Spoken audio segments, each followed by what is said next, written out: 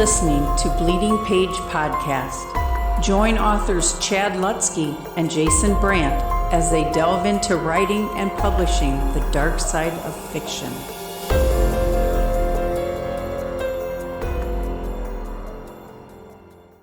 Hey everybody, welcome to episode 7, I believe it is, of Bleeding Page Podcast. Tonight we have author and kind of entrepreneur, I guess. He does some other cool stuff, Zach Bohannon. And we're going to get to that interview in a little bit. But first, I wanted to briefly talk about, I think it was last week or the week before. I don't even remember if we recorded it. I think we did record it. A trilogy that I wanted to write, like an I Am Legend meets Walking Dead kind of thing. And initially that was supposed to be like a kind of dark romance kind of thing, which I guess is called Family Saga. I didn't even know that term, like a soap opera-y kind of thing. All right. And then I found out the term Family Saga. And so after trying to figure out what I wanted to do with this trilogy, and did I want it to make horror? Did I want to really do this I Am Legend thing? I'm still back and forth. No idea what I'm doing. I just know that I want deceit, and I want drama, and I want a little bit of romance, like will they, won't they kind of stuff. And if there's no horror element into it, that's fine with me. I'm a big fan of drama, like especially indie drama, especially if it gets kind of dark. And I have been watching, I'm not going to say what show it is, because I'm probably going to be ripping some stuff off from it, but it's a show from the set, not like ripping off, but you'll be able to tell that I'm influenced. A show from the 70s that was considered I guess, primetime soap opera, I guess. Very popular. Never saw it before when it was on. My mom would watch it. But the writing is really, really good, and I was surprised how good this show is, and I understand why it got so popular. But that's initially what gave me the idea of coming up with my own. Like, I could see these being really entertaining books. And that's kind of what gave me the idea of doing like a drama thing. You know, there's just a little bit of romance in here, but it's a lot of like, you can't wait to see the antagonist like get his or get hers. You know, they're just complete a-holes. The kind of people that you love to hate. And I like writing that kind of stuff. I like reading that kind of stuff, and those moments where, you know, they finally get theirs, and I wanted to do something like that. So I guess I'm just reporting here. I thought I would kind of like briefly log whatever hopefully by this time next year, I'll be able to say, yeah, I've written these 3 books and this is what I decided to settle on, is this. And for all I knew, it could turn into fantasy. I don't know, man. I want to do something that's a little bit more writing to market. And I don't know that Family Saga, I'm torn between doing a Family Saga because there seems to be a real small niche. Like if you type that into Amazon, not a lot of stuff comes up. So I don't know if that's good, because there are people who love that and there's not enough of it, because sometimes that can be really good as opposed to, you know, something that's but then again, if you want to make real money, you do romance, and there's more of that than anything. So yep. Yeah, I don't know. The market is not oversaturated in anything. You just got to figure out how to crack it. Yeah. So I don't know. Yeah, I don't know if the Family Saga thing. Plus, my biggest component for this is how much fun is something going to be for me. You know, like I wrote a vampire thing. I had fun like determining my own vampire rules for that book that was supposed to be a series. By the time I got done writing the first book, I wasn't not having fun, and I didn't like the whole rules kind of thing, and trying to come up with a history of all this kind of stuff and sticking to these rules and remembering the vampire rules that I had, and just writing real life, which is what I usually write anyway, appealed to me more. So no idea what I'm doing, but I can tell. Yeah. So the news is you want to write a series, but I want to write a what series. It's gonna be. But I don't want to write. I just want it to be a trilogy, I don't know, man. We'll see. I don't know what I'm doing. I'm always talking about, I'm writing this book next, and this will be out in spring, and the next thing you know, other idea pops up, and I jump on that first. Or I get the opportunity to write with somebody else, and then so we tackle that first. And so if I ever say that this book, that I'm working in this, doesn't mean, don't believe me. If it's on Amazon and I send a link on social media, then it's really for real. Even if I've shown a cover, it doesn't mean a thing. Unless I've given you a release date. Because I showed the cover of the second Neon Owl book last year, and I'm only a tenth of the way into writing that. So don't listen to me. Okay. They'll be out when they're out. All right. So my website, Saga, my website came back up randomly after being down for 2 weeks. I don't know what the deal is. I'm still going to be transferring it to Squarespace, but the immediacy of the problem is not what it was. So I'm hoping I can get by a little longer here before I start working on that. So I don't know. Well, yeah. Well, that's good, man. You don't have to... So did you just go to the website and check and it was up, or? Yeah, literally what happened. So that's weird. Yeah, I don't want to get into it because I would end up dragging someone's name through the mud, and I don't want to do that. So the transition's going to happen, but once it starts, I'll go into it here and let everyone know how it goes. You're talking about Hunter Shea, aren't you? Yeah, piece of crap. All right, so Zach Bohannon, did an awesome interview with him, discussion. He had lots, like everybody that's been on here so far, lots of insight on what the things that they did that's working for them, what they're currently doing, things that haven't worked for them. The one thing that we didn't talk about, for those who are expecting, is bitching about social media. So that's right. No complaints about social media, except I found out at the end it's because he doesn't have it. Right. So, well, and why doesn't he have it? Because I'm guessing because it sucks. Yeah. So Zach Bohannon, he writes post-apocalyptic science fiction, horror, thrillers, as well as nonfiction books for authors. He's the host of his own podcast called Creator Dad Podcast, and he's a co-host of Writers Inc.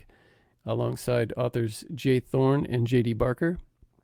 Were they on that podcast? I listened to both of them, but that one in particular, they've interviewed well-known authors like James Patterson, Blake Crouch, Lee Child, Nicholas Sparks, Dean Koontz. And Zach is also the co-host and co-organizer, along with Jay Thorne, of author events and workshops such as Authors on a Train, which is, I've never been, but really cool idea. Yeah. And the Career Author Summit. So I've known Zach for 7 or 8 years now. Great guy. I recently hung out with him, like I said, on his Creator Dad podcast, had a great discussion. One of the best discussions I've had on a podcast, because it wasn't just all about, we talked about a lot of really cool things. I'll post a link to that in the show notes and in the YouTube video at the bottom, and would encourage you to check out that podcast and Writers Inc. And go check out his many post-apoc series that he has available on Amazon, or not on Amazon right now, right? Or no, they're all on Amazon. Yeah, we get into why he's in KU. Yeah. So Writers Inc., particularly if you're looking for inspiration and encouragement, they got good camaraderie on there. It's a great podcast. So thanks for tuning in, and here's our interview with Zach Bohannon. Get a lot written today? Yes. Zach Bohannon. Thanks for coming, man. Thank you for coming. We just hung out 2 months ago, something like that. Has it been 2 months, really, since we did my podcast? Maybe a month. I really don't know. No, it may be 2 months. It just doesn't feel like time is flying, so it just doesn't feel that way. But it was a very cool conversation, much different than what we're going to have today, but it was great talking about stuff I don't normally get a chance to talk about. I'm not just, I told you this in an email, and I'm not just telling you this because you're here now, but it was one of my top 2 or 3 episodes I've done for real. Nice. Like, just because, we teetered on controversy a little bit, but I think that sometimes having those conversations that people are scared to have can be like, I don't know, like I felt there were parts in our conversation where I felt uncomfortable and vulnerable, but I think that's a good thing. Me too. You know? Jesus, what did you guys talk about? We talked Chad, about right? We talked about trigger warnings and stuff like that, and it was like the type of stuff when you have you got to kind of skirt around the bush a little bit, like you want to be careful, but we just kind of went for it, and it was good. Yeah. So we asked some really big questions that I think a lot of people don't necessarily ask around those topics. So, yeah, and the dangers of raising your kids with the internet and stuff like that. Yeah, it was cool. We talked about a lot of cool We stuff. talked about a little bit of writing. Yeah, so we got that in there too, and music. But tonight, that's exactly what we're going to be talking about. And so I guess my first question would be, now you write zombie fiction and post-apocalyptic fiction. You have some standalones, like more straightforward horror stuff. But I know that does your passion lie in post-apoc fiction, or is it because you're very aware that writing in a series and writing something like that is profitable? Yes. Okay. It's both of those. And so with me, I originally started out with the intention that I was going to be a horror writer. So that's why you mentioned I have a few standalones that, and they're like straight up like horror thriller type things, supernatural. And because those were early. My first book I put out was called Empty Bodies, and it's a zombie book, and I intended it to be a series, but I didn't really understand at the time that was its own genre, like that zombies was kind of like its own thing. Mm-hmm. I thought I was writing a horror novel, and then I got into it and realized, oh, this is like a whole thing that goes on. So when that book took off and did really well when I released it, which I was very fortunate of, it was it was really, I feel like a timing thing in a lot of ways. I mean, it's a good story, but it's not the best written book. Mm-hmm. But it was my first thing I put out, and it was edited well and stuff, but it also came out like as The Walking Dead was going up. Mm-hmm. like getting towards the height of its popularity, and I think it was just a mix of a lot of things. And so I did that. I wrote a couple of horror novels in between, but then I started really focusing on my brand of the post-apoc stuff, like zombies. But I really call myself a post-apoc writer because I have a bunch of different types of post-apoc stuff, and I have ideas for them in the future. And I've always liked that stuff. Like I've always been a fan of end of the world stuff. I mean, since, I used to be obsessed with like Revelation. And at one point when I was in a band, I wrote a whole concept album, like the lyrics that were all based around Revelation. I've always been into just like imagining what the end of the world would be like if it happened. Video games, movies, all that stuff. So it's really was natural for me to want to write that genre, but I kind of stumbled into it on accident at the same time, if that makes sense. Yeah. I think that I've thought about writing it before, and maybe I will one day. I don't know, but there's something about, of course, it would be scary to live in a world like that. But at the same time, I remember watching the first time I saw Dawn of the Dead, and they were in a mall, and they had the mall to themselves, and I thought, that is kick ass, man. That's awesome. See, and I love those scenarios. I like the thinking about those types of things, and like the like Empty Bodies is about, that originally came out of the idea of it was just gonna be a short story called The Warehouse. Mm-hmm. And it was this guy stuck in a warehouse by himself, and there were zombies, and the idea of being somewhere alone.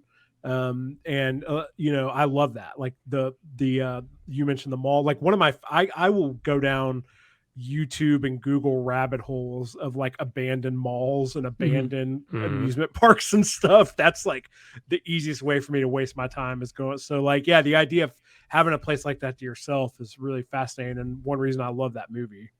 Yeah. And those aren't abandoned malls. I mean, they're packed full of, stuff for sure in them. Yeah. So yeah, and I just remember in there, even when they're in there, there's even scenes where it's romanticized because this is like, I mean, they're having fun inside there. The music is like, the music's kind of bright for the to lift the mood, and they're having fun going from store to store and getting all this stuff and ammo and checking all this stuff. And I thought, man, it's like a big fort, It's like a giant fort. And the book I'm working on now, I'm saying it to my editor tomorrow, actually, Dead War, which is the 6th book in my Dead South zombie series. Part of it takes place in Atlanta, or they're in Atlanta in this book. And I don't know how familiar with you guys are with Atlanta, but there's actually the Atlanta Underground, which is like an underground mall in Atlanta. Oh, wow. Cool. So I actually have a camp and like a bunch of characters who took that up as their place at the end of the epoch and kind of explored it and stuff. I was going to drive there actually for this book because I'm about 4 hours away.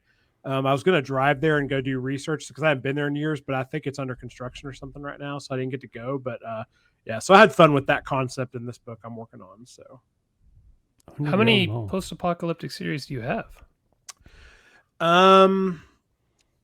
I think 5 or 6. I think there's 3 trilogies that I wrote with Jay Thorne. We actually wrote 4, but we just unpublished one for reasons I won't get into on here. And then I have Empty Bodies, and then I'm working on Dead South, which is going to be 9 books, I believe. I'm publishing 6 in April. So yeah, so I think that's it. How do you come up with new interesting ideas because I have 6 books in my series, and each one I'm like, okay, I really have to think of a way to make this feel a little different and come up with some kind of new issue. I mean, that's a lot of books in the same genre. Yeah, it is. I mean, now when you say do something different, are you talking about different than you've done before or different than other people have done? Me. Yeah, me. Okay, gotcha. I don't give a shit what other people do. I was gonna say those are 2 different conversations I'm gonna add. It can be hard, and some ideas do get recycled from other series, or I will just gradually change something or something like that. But I don't know. I just keep trying to think of crazier and crazier scenarios to put these characters in, and one of them in one book in the series, they need to get into a jail, and another, and now I just had this whole thing with them, and these last 2 books have taken place in Atlanta and all this stuff going on there. It's not easy, but I just keep trying to think of different scenarios to put these characters in, and more importantly, like what really crazy things can I get them out of? So are the reasons for the zombies and the rules that you've laid down in your series, are they the same, making each series almost like a spin-off, or do you have different apocalypses going on? So they're all pretty much different. I mean, these are all different scenarios. So like Empty Bodies and Dead South, for instance, do not exist in the same universe. And there's some crossover stuff that we do. We pull some of the Stephen King things. Sometimes like, for instance, in Dead South, there is a motorcycle club they're pretty main characters, and it's a group called Los Muertos. And that same motorcycle club is in me and Jay Thorne's series Baron. They're actually, he came up with it, and now I have them in this. Just like there's some overlap like that and some Easter eggs for people, but the zombie infection in this compared to Dead South is like, or compared to Empty Bodies is completely different. Like Empty Bodies was more of a supernatural thing. The zombies were slow. It was a much different. Now with these, it's just more like it's a virus that is transmitted by bites. These are fast zombies.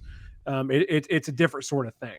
So always zombies, or have you created your own thing for one of these?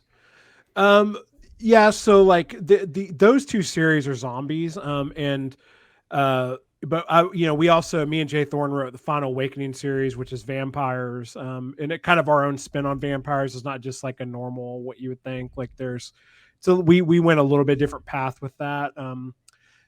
We had our War for Earth series, which is an alien invasion series.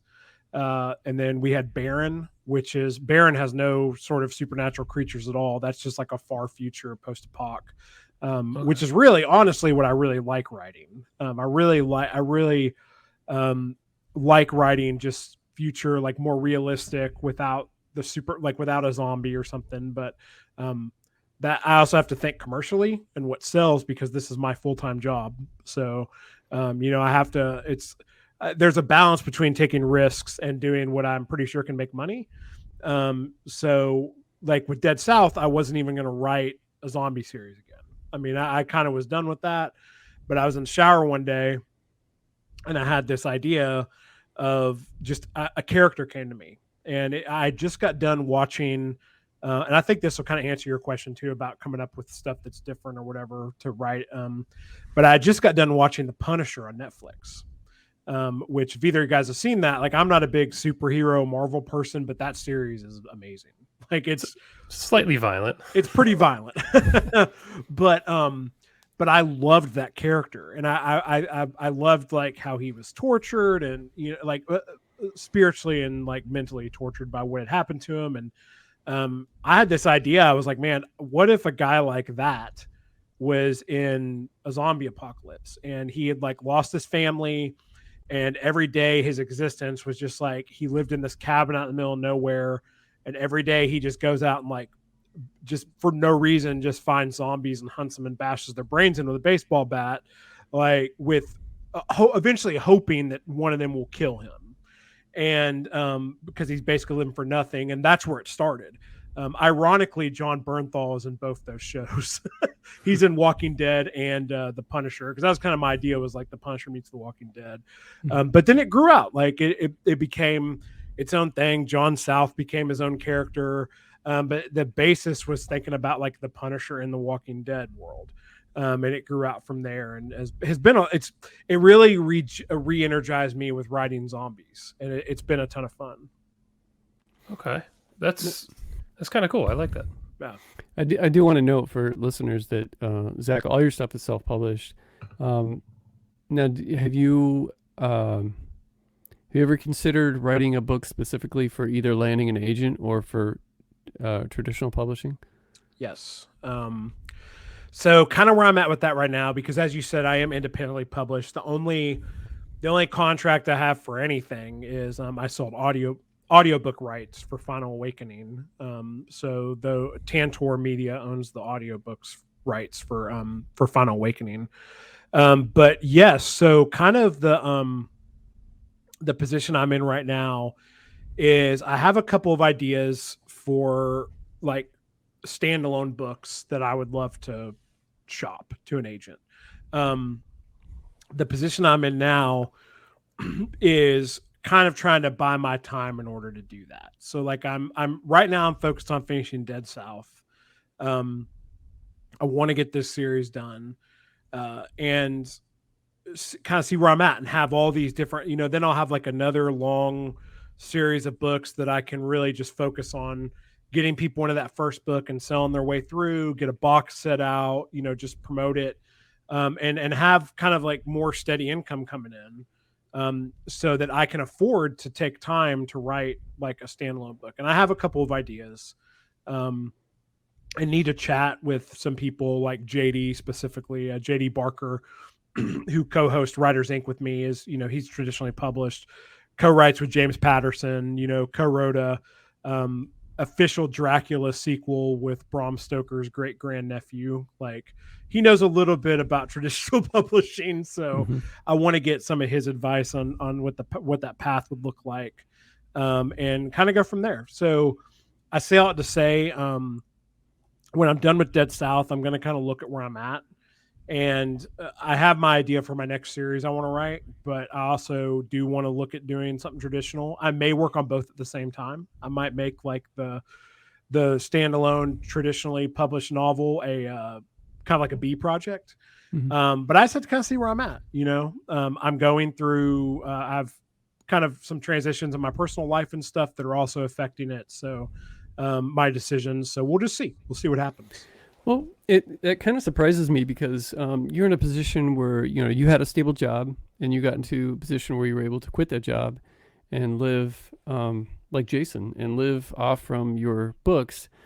So knowing that something traditionally published that you're going to be forking over a lot of that money that you would normally get, and also that you won't see the book for years. And knowing that everything that you know, I find it interesting that what is it that you think that you're going to gain from doing this, having a standalone book that's traditionally published? Yeah, no, that's a great question. So, for one, it's, as we know, it's a big if. Like, I know Jay loves to say, you can choose to self-publish and independently publish, or you can choose to pursue an agent. Like a lot of people say they choose to traditionally publish. Well, that's not your choice. Yeah, no, it's not. So, the stuff the way I look at it, so there's a couple layers to your question, like a couple layers to the answer. So, for one, that's part of the reason why I'm buying the time, because I know it's going to be a long process. Yeah. And another reason why I'm thinking it could end up being like a B project. But the way I look at it is, the worst case scenario is that it doesn't get picked up by anybody and I just independently publish it. Yeah. It's going to be in my genre. Most likely, that's the two big ideas I have that I could see being traditionally published are both post-apoc. So they're more like literary sort of ideas. So that's one layer to your question. The other layer is, I feel like a lot of people look at traditional versus indie as like an either or decision. And the way I look at it, this is just one book. Like I'm 37 years old. I plan on doing this for a really long time.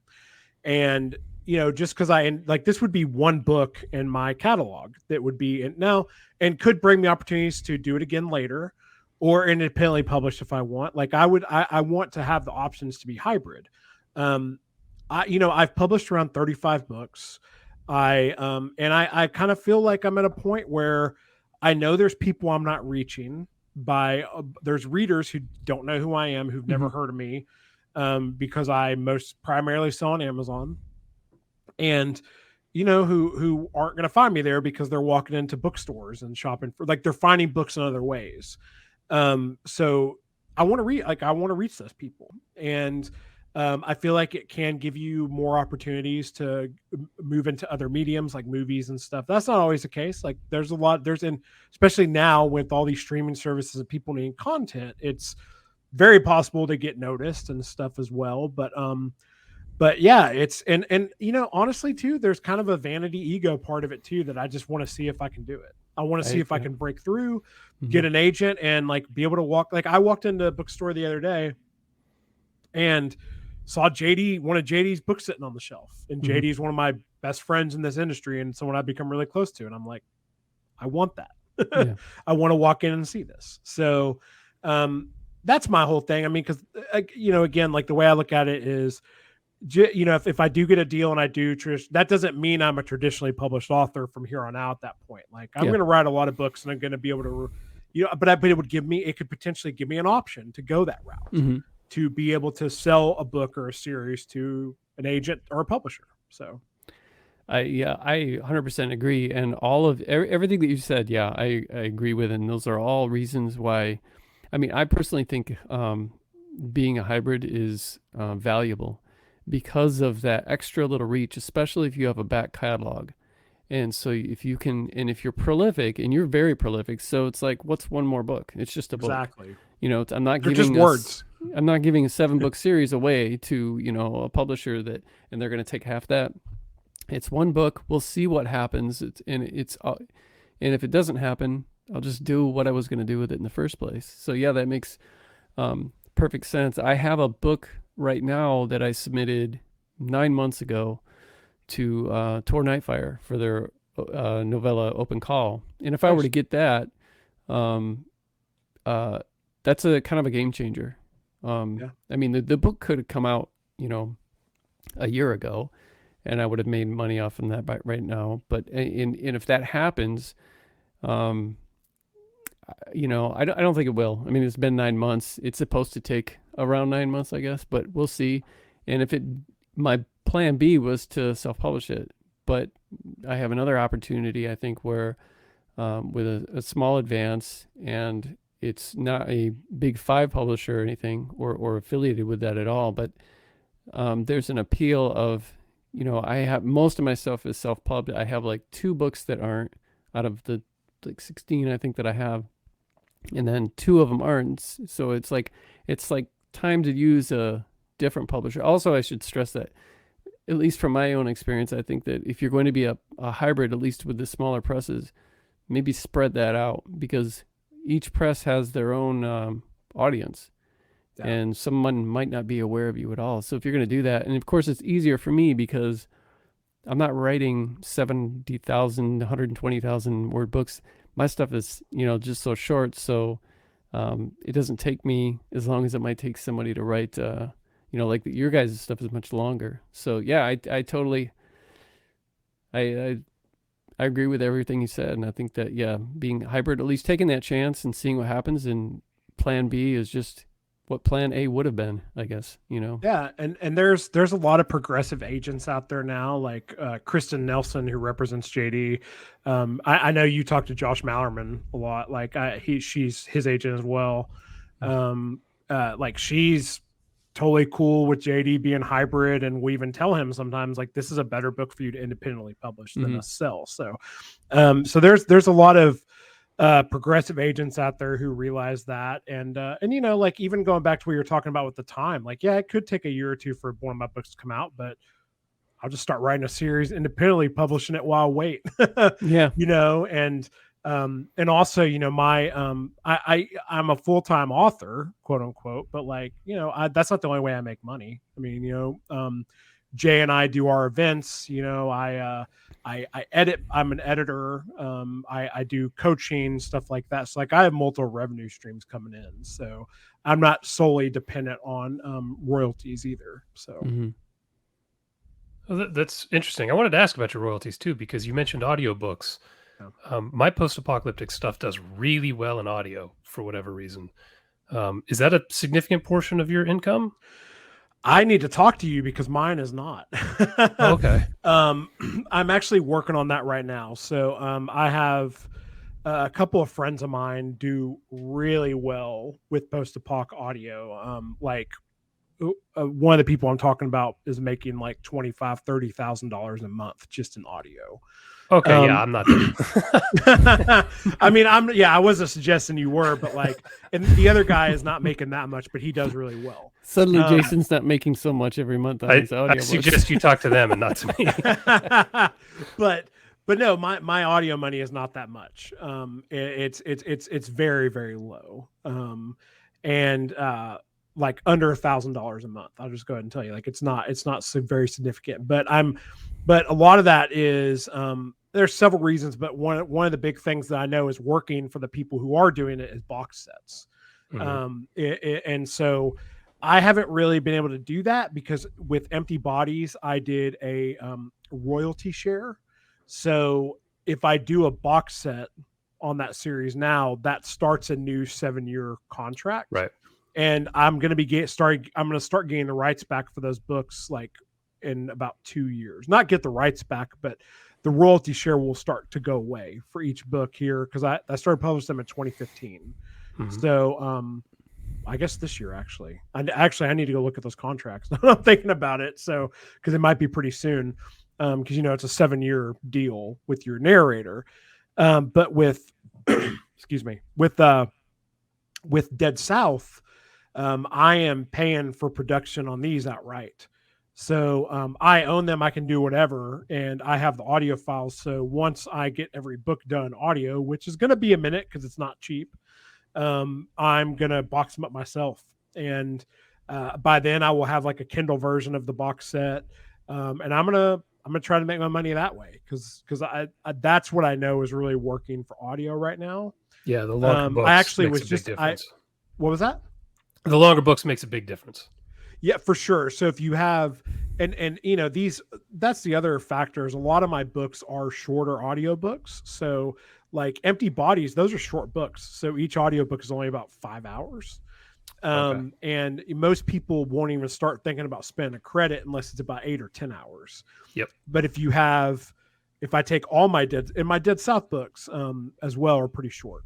But if you put all those in one box set and you have a 60-hour complete experience for somebody to spend a credit on, well, that's really appealing for someone who's they're spending $15 a month either way on a credit. So they can either get one book that's 8 hours or they can get 9 books that's 60 hours. And for a lot of people, that's going to be really appealing. And I did just get Tantor to agree to do a Final Awakening complete trilogy in audio, which I'm excited about. So nice. That comes out April 26th, and I'm going to be excited to see how that does. So I've noticed I still have more experimenting to do, but once you cross 20 hours, it seems you get a lot more natural purchases. And that sounds about right. Yeah, right around, because once I started boxing some of my stuff together, it was like, oh, okay, now people are spending credits. Yeah, that's like some of my buddies are doing the like living and dying by the complete box set thing, and they do like 99 cents on the Kindle still, which I have mixed opinions on, but like they're doing well, and then they're making a ton off doing that gets their audiobooks enough exposure where like the audio money is just like has ballooned up. So yeah, there's just so many different things to look at with all this, and different things to try. So yeah, how do you go about doing a boxed audiobooks? Can you even do that if you have separate narrators for different books? Well, this mine isn't. So it's I mean, you could, as long as you own the files, it wouldn't matter. As I have the same narrator too. Yeah, I mean, I don't even know if it would matter, because as long as you have the audiobook files, you would just like build it in ACX, just put everything. You're just going to upload them one chapter at a time. So I don't think that really matters. But yeah. So if you're going to take your books off the royalty split deal, have you looked into the process of it? Because the last I heard, it was terrible. It's horrible. So yeah, one of my buddies who I mentioned before was had to do that recently and said it was just a nightmare. Like, because they don't, you lose all your reviews, everything. Yeah, you can get your reviews and stuff moved over. The problem is, I'm pretty sure you can. I'm pretty sure you can keep your reviews and stuff, but they don't tell you when those contracts are up. ACX doesn't. And then you have to go outside ACX and like make a side deal with your narrator to even be able to do it. So it makes no sense. Which I think with my narrator, it's going to be fine, because he's actually the same guy who is doing my Dead South series. So which honestly, and I told him this, so I don't mind saying this, was part of the reason I hired him again, because for one, we have a great relationship, but also like I figured that if I did that, it's going to be like I've paid him a lot of money and stuff, and we have this good relationship where it'll be a lot easier for me to work that side deal out when the time comes. So I don't think it's going to be a big deal once the time comes to work that out and just get his name taken off everything. So. Do you have to re-upload the files? And because the last I'd looked into it, you lost all your reviews, but if you can get them back now, that's amazing. I could be wrong about that, but I'm pretty sure you can get them back. Okay. The idea of losing hundreds and hundreds of reviews per book would just be devastating. It would. To try to resell yeah. it, Yeah. I will find out for you for sure, because my buddy just did this. I'll find out and I'll get, it won't be on here, but I'll get back to you personally and let you know. I appreciate that. Yeah, of course. Yeah, I've been thinking about it because I have some books that they're up, but the idea of going through this process and losing all these reviews, I don't know financially if it's going to be beneficial to me or not. So I haven't moved on it yet. Yeah. I mean, it's possible. Like I know it worked out for my buddy who did it. So, okay. And he had a ton of reviews, so I'm pretty sure he got to keep them. Okay. But now I'm tempted to text him right now and ask him, but I won't do that. I'll ask him and get back to you and let you know. I also wanted to ask, I see, is all your stuff in KU or just some? Yes. I believe all of it is. I'm trying to think, because there's like a nonfiction book or two that I don't think are, but I'm pretty sure all my fiction stuff is. My strategy, I guess this is still technically my strategy. So I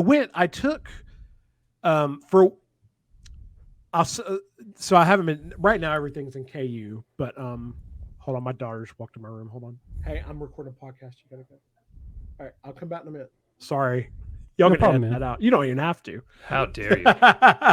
But sorry, she's 7, folks. So she doesn't. No worries, man. My wife's in her mid-30s and she just walked in. It happens to me. Nice.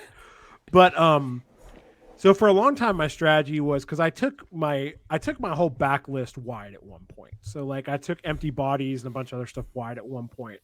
And I told myself, I was like, I'm gonna do it for 6 months and just see what happens. And that series and my standalone horror stuff ended up being wide for I think like 2 years. And I gave it a great shot. It did. They did pretty decent. But like I eventually was okay. I'm going to try going into KU again and see what happens. And my income just shot up after that again. So I was like, so for a long time, my deal was, I'm going to release everything new in KU. And then once I feel like I've kind of sucked all the money out of it and my page reads drop significantly, I'll take those books wide, which I still kind of feel that way, but I haven't taken anything wide in a while. Like I've really just been focusing on, most of my stuff, except for Dead South, honestly, most of my focus is on box sets. Like I really just focus on promoting the box sets more than the individual books. And so like, and getting those KU page reads in those is nice. Are you doing the advertising through Amazon ads or? Yeah, I do most of it through AMS. I will put stuff on sale, do mailing list swaps, go for Bookbubs, do those sorts of things every few months. It's just all that pretty much. So right now I am, there obviously are a lot of benefits to going wide, and in the perfect world, I would be wide for everything. Like I would love to be. It's just, I'm in a position right now in my life where I really need to, I need to maximize my profits and my income. So, and I'm getting that from KU right now. So. No, that makes perfect sense. Go ahead, Chad. I've been mostly wide for the last 6 months and I have made nothing, hardly at all. It's hard. It is. That the only way I was able to make wide, and this is make money wide, this is probably part of your issue, is doing book 1 perma-free. Mm-hmm. And just depend on people to download that book 1 for free and read through the whole series. Like that was Plus how I don't have a series, wide. So that doesn't. That's what I'm saying. It doesn't benefit you at all. Yeah. That's what's made me. I've made a significant amount of money going wide, but it's been because of free first book. It still works incredibly well everywhere, but basically Amazon. Yeah, it does. The problem is right now I'm running another business that I'm putting more of my time into than writing, all of my time right now. But I want to start spending more time writing and advertising. And the idea of trying to advertise on Barnes & Noble and Kobo and Apple and Amazon and all these places, it's just, I don't know that I'm physically going to have the time. So I'm wondering if I should go all in on KU and then just learn AMS. And that's where all my advertising money goes. I hate abandoning readers at these other places. I'm just not sure. It's hard. Yeah. Financially, I feel like at this point it might make more sense and time-wise to just focus on one retailer. Have you thought about hiring somebody to do your advertising so you didn't have to mess with it? I have, but I don't know. Every place I've heard of that's doing well, I feel like I hear later that it was kind of bullshit. Who was was it Russell Blake had someone he was working with? He had a pretty bad experience. Yeah, and I'm just afraid of giving someone thousands of dollars a month. And then it's like, do they really know what they're doing? I don't know. I'd like to do that ultimately. That'd be great. Yeah.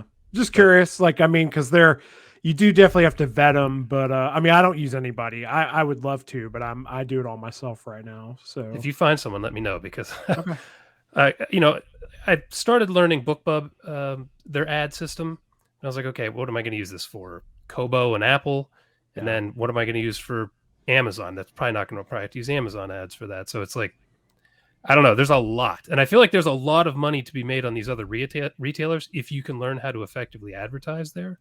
But there's a big learning curve. It's just hard. It's just they don't have those algorithms, Yeah. So, and I have, I love those other companies. Like I have, we have a great I have a great relationship with Kobo. They sponsor Writers Inc. and they have sponsored a lot of our events. We've had Google Play has sponsored our events. You know, I love those companies, you know, and but it's just, again, it's hard. It's hard to make money, and it's a shame too, because I mean, they do some great things for authors, you know, and their platforms and are better than Amazon as from an author level and stuff. So, you know, hopefully they continue to grow and get better, and I keep an eye on that stuff all the time, and you know, we'll see what happens. So, but for right now, fiction wise, I mean, it's just writing the genre that we write in. It's just it's difficult to move away from KU. So no, that makes sense. I might be joining you soon. I'm still mulling it over. Yeah. One of the reasons why I decided to try too, because I was wondering if it was if page reads were even worth it for me, because my stuff is so short. I mean, there's a lot of it there, and I see a lot of readers will read one and they'll read another and another, and it's just wipe out the whole catalog. So that's nice, but at the same time, I was like, well, if I've got a book that's only 185 pages, was it really worth it? But I'm probably gonna. I do have my most popular book exclusive right now, just as a kind of like with the hopes that you know, they would get that for free with Kindle Unlimited, and then read that and then buy back catalog. But that experiment doesn't seem to. I can't tell. You know, have you ever boxed up a collection of your standalones? No, I was just considering taking like maybe 3 of them and have like this Grievers trilogy, you know, where it's just like the kind of more, you know, the more somber like grief horror type stuff, and then have that. Yeah, that could be a cool idea. Like, and especially with Bookbub and stuff, you know, they really like, as far as getting a feature deal, you know, they like a little bit longer books, and they love collections. So it could be an opportunity for you to get like get a horror Bookbub deal with that, and, you know, sell a crap ton of books. So I might do that. I did get a Bookbub deal once for a Foster Homes and Flies, and I can't remember exactly what happened, but I screwed it up, and it ended up being only UK. Oh, that's a bummer. But I was accepted for for the US, and I cannot remember what I probably did. The price didn't get changed on time or something. I think it may have been that, yeah, because I thought I changed all of the prices and I didn't. Yeah. Wow, that sucks. It did suck. It did suck. I mean, did they charge you for the US deal no, anyway? No. Okay. Well, at least there's they'll give you your money back. I would have been pissed. Yeah, that would have been horrible.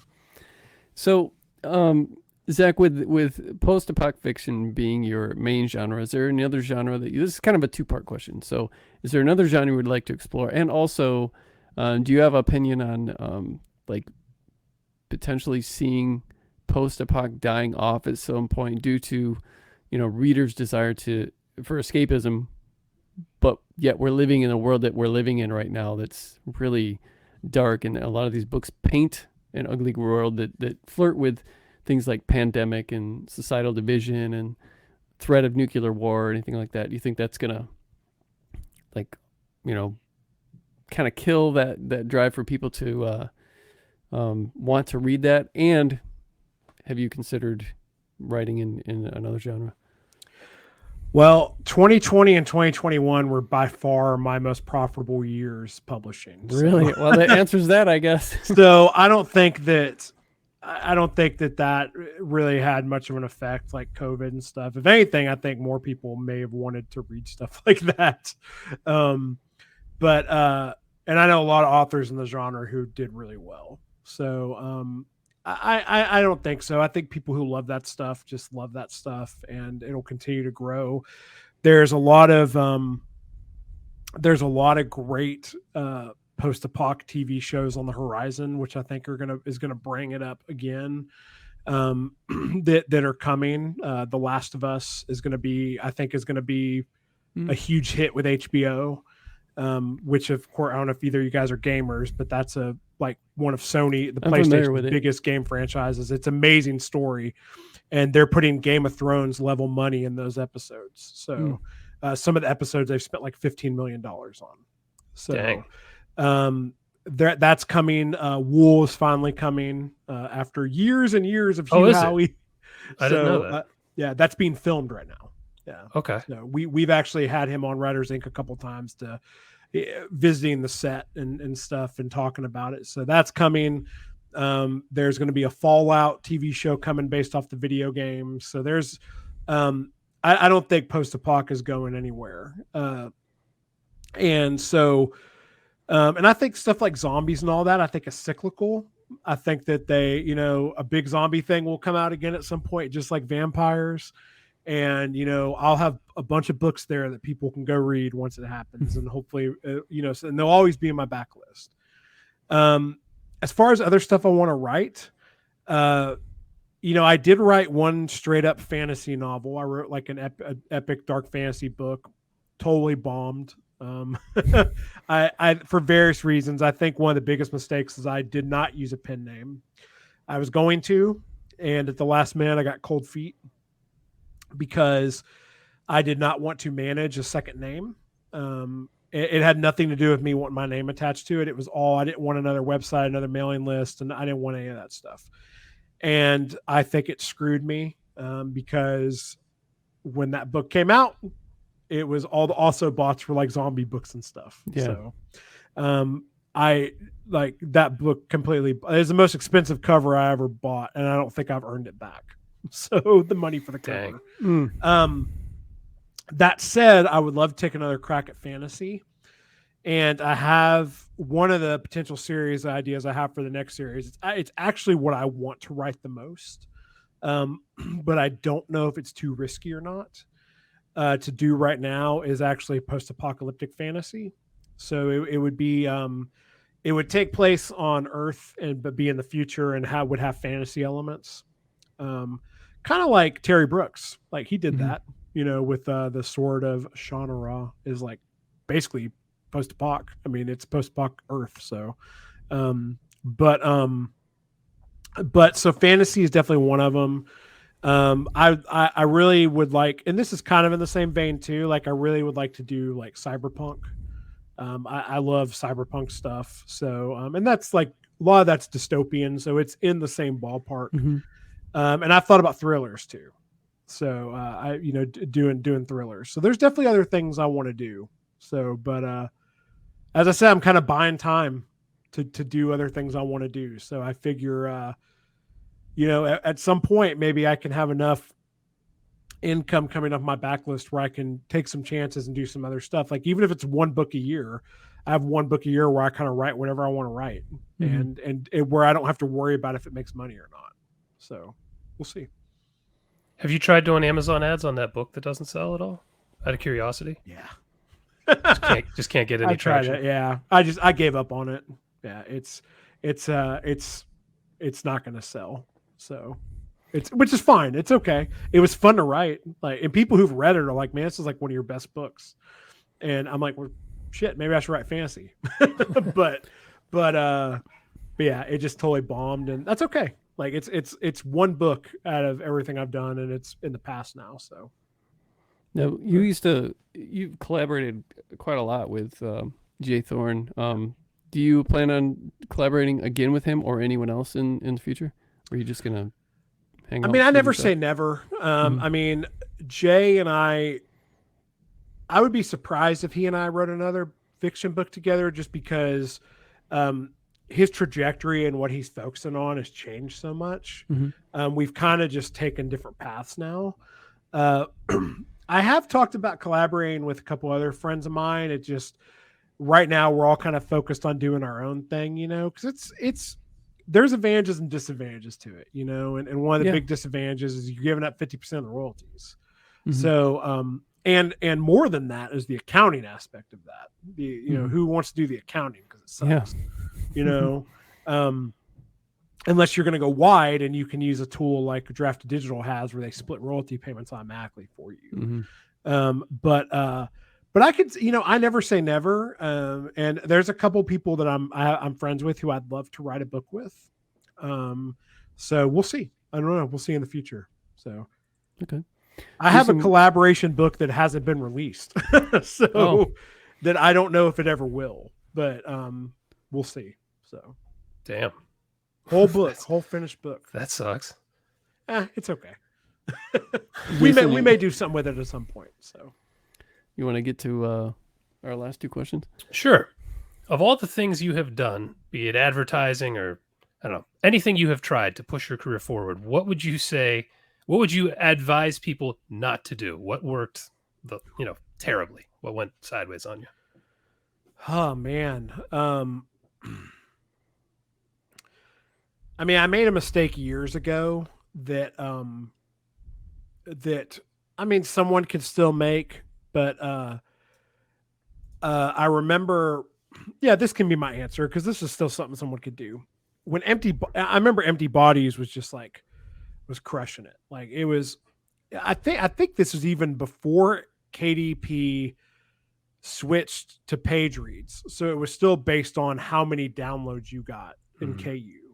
I don't know if either of you guys remember that time. Oh yeah. Short story writers were crushing it. Mm-hmm. Yeah. Cause I think the reader only had to get to like 10% of your book or whatever. And then you'd get a full credit or whatever for a borrow. But I was listening way too much to what other people were doing instead of just focusing on my own, what was working for me. And I ended up taking book 1 and making it perma-free in that series, but keeping the rest of the series in KU. And huge mistake because you have to treat Kindle Unlimited like its own marketplace. Like it is its own marketplace. It's just like Kobo is different from Amazon, just like Barnes and Noble's different from Amazon. KU to me is different than Amazon. It's a totally different reader. KU readers don't give a crap about free books. If they come to your book and it's $0 on there, they're not gonna the chances of them downloading it, because it is whatever, they're gonna go, oh man, well, I'm paying $10 a month for this membership, I'm gonna go find a book that actually costs money that I can read for free, quote unquote. And then the book was wide, so it had to be on other platforms. So then you're getting downloads on Kobo and stuff, but people can't read book 2 or 3 or 4 or 5 or 6 because it's on Amazon exclusive. And by the time I realized I'd made that mistake, I'd already lost all the momentum. And when I put the first book back in KU, it just was never the same. That one move probably cost me thousands of dollars. And I guess there's 2 things in there. Like, either be all in if you're going to go to KU, like not like with a specific series. Like, don't play around with the first book or have other books. Like, no, either have all the series in there or don't. Like, if you want to try to get more readers in, make that first book 99 cents. That's a low enough barrier where like you can get a lot of people into that. But don't do the perma-free thing. The other thing is, don't overwhelm yourself with too much advice and hearing too many strategies, because it can get overwhelming. And there's a lot of it out there. And but you have to really it takes some experimenting and stuff. But if you have something that's working for you, then just leave it. Okay. Yeah. Well, then what have you done that brought back the best return? If you could pick one thing. I mean, this is honestly cliche, but just writing and releasing stuff. And when I say that, I don't mean, I'm not a fan of this whole rapid release model thing that's going on. Like, there's so many people that have the only way to make money in indie publishing is to put 1 book a month out. And I was actually just watching a video a little bit ago and about hustle culture and stuff. I honestly just think it's toxic, and I'm just kind of over it.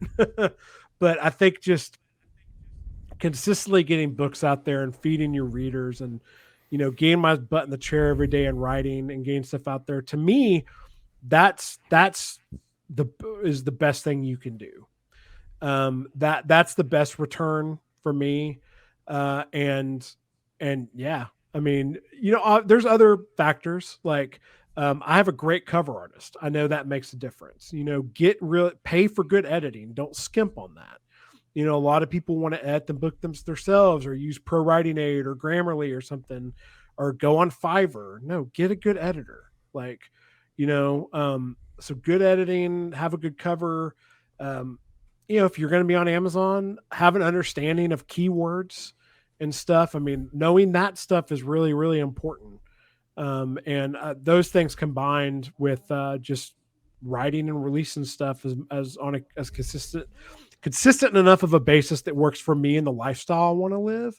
Because I don't want to sit in the chair and work 8 hours a day. I didn't go full time to work all the time. I have other things I want to do with my life, and there's only so much I can do in a day anyway.